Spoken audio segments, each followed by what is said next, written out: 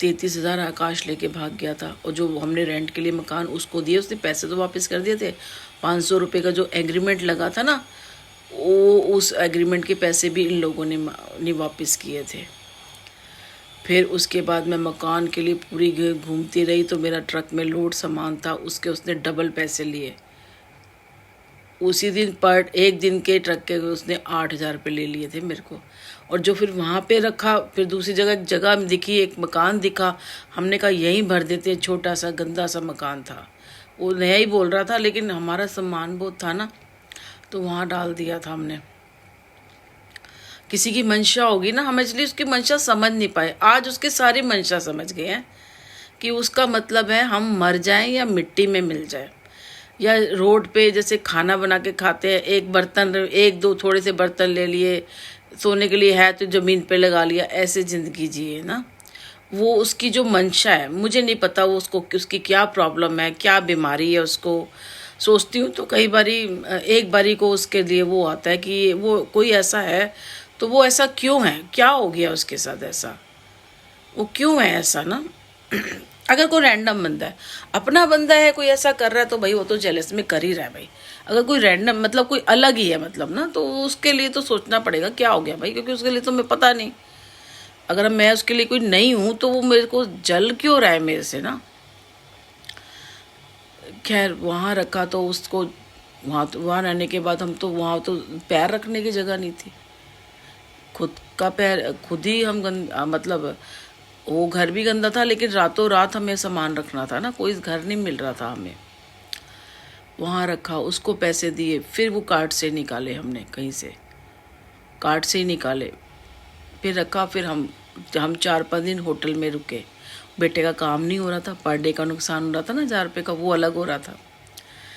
फिर क्या कहते हैं वहाँ जाके हमने सोना तो था ही ना, तो फिर हम कम से कम 5-7 दिन जाके वहाँ पे सोए हैं। वो रूम लेके ना वहाँ पे द्वारका में, वहाँ सोया। वो कहता ठीक है, वहाँ फैमिली वाले आते हैं। उसमें एक का घर बन रहा था, तो एक फैमिली वहाँ पे परमानेंट ही थी। 20 बच्चों को छोड़ा हुआ था, आदमी आता जाता था। 2 बच्चे थे, वो वहीं से स्कूल जा रहे थे, तो कह रहे मम्मा वहाँ पे ठीक है, वहाँ रुक सकते हैं। और मैंने देखा है फैमिली वाले भी आते हैं, तो मैंने कहा चल वहाँ रुक गए थे। 4-5 दिन वहाँ रुक के मेरे ठाकुर जी और मेरे भोलेनाथ, जिन्हें मैं कभी पैक नहीं करती हूँ, वैसे तो सामान पैक कर देती हूँ, क्योंकि ऑलमोस्ट तस्वीरें हैं मेरे पास ना। मेरे पास मूर्तियाँ कम ही हैं, अब थोड़ी मूर्ति हो गई है, वैसे तो मेरे पास तस्वीरें ही हैं सारी। तो वो मैं पैक नहीं करती, क्योंकि उनको नहलाया भी जाता है सुबह, और भोग भी लगाती हूँ। चाहे भले ही फ्रूट का लगा दूँ, कोई ऐसी चीज़ों का लगा दूँ, बना के ना लगाऊँ, नहलाना और वो जो भी करती हूँ, चंदन रोली लगाना, नहलाना और उनको भोग लगाना, आरती करना, ये सुबह तो पूरे मंदिर में होता ही है, पर उन्हें मैं पैक नहीं करती कभी भी। छोटा सा, इतना सा शिवलिंग है मेरे पास, ज़्यादा बड़ा नहीं है, छोटा सा ही है।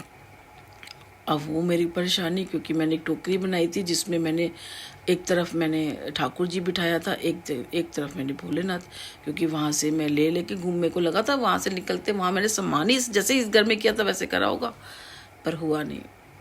वहाँ पर मैंने ऐसे करा, वहाँ पे वहीं मैंने छोड़ा, क्योंकि मैं वहाँ नहीं लेके जा सकती थी। सोचो कितना बड़ा पाप लगा होगा जिसने किया होगा ना, वो इस चीज़ को अगर समझ जाएगा तो वो रोज़ माफ़िया मांगेगा, लेकिन नहीं समझेगा तो वो बहुत कष्ट उठाएगा।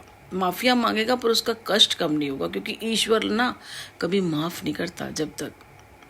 ईश्वर जब तक माफ़ करता है जब उनकी क्षमता हो कि भाई चलो जाने दो, तभी तो कहते हैं ना, समय एकदम आप करते हो, आपको उसी टाइम एकदम सडनली कोई चीज़ नहीं मिलती, इसलिए कि भगवान कह रहा होगा चल अभी सुधर जाएगा, क्योंकि भगवान के ना हम सब बच्चे हैं, अभी सुधर जाएगा। लेकिन जब सर से ऊपर पानी होता है ना, नहीं सुधर रहे होते हो, तो फिर उनका प्रकोप तो जाता ही है ना। ये था। अब क्या था कि ये लोग ना 4 साल से कर रहे हैं। अगर मैं किसी को बोलती हूँ ना, क्योंकि एक्चुअली हिडन है ना, सब चीज़ें सामने नहीं आ रही है। मेरे कोई फॉलोवर नहीं है, कोई कुछ नहीं है, कोई कहेगा कोई दुश्मनी है, अगर कोई पागल ही समझेगा। लेकिन लोग अब एक्चुअली क्या है कि लोग मेरी बात समझ रहे हैं। अगर नहीं समझ रहे हैं ना, तो पुलिस वाले भी समझ रहे हैं, लेकिन कहते हैं, क्योंकि वो फिल्मों के चक्कर में ना कहते हैं नहीं मैडम होता है। एक बंदा मिला कहता है नहीं हर सी चीज़ें होती है, पर हम समझते नहीं थे ना पहले, अब लोग समझते हैं।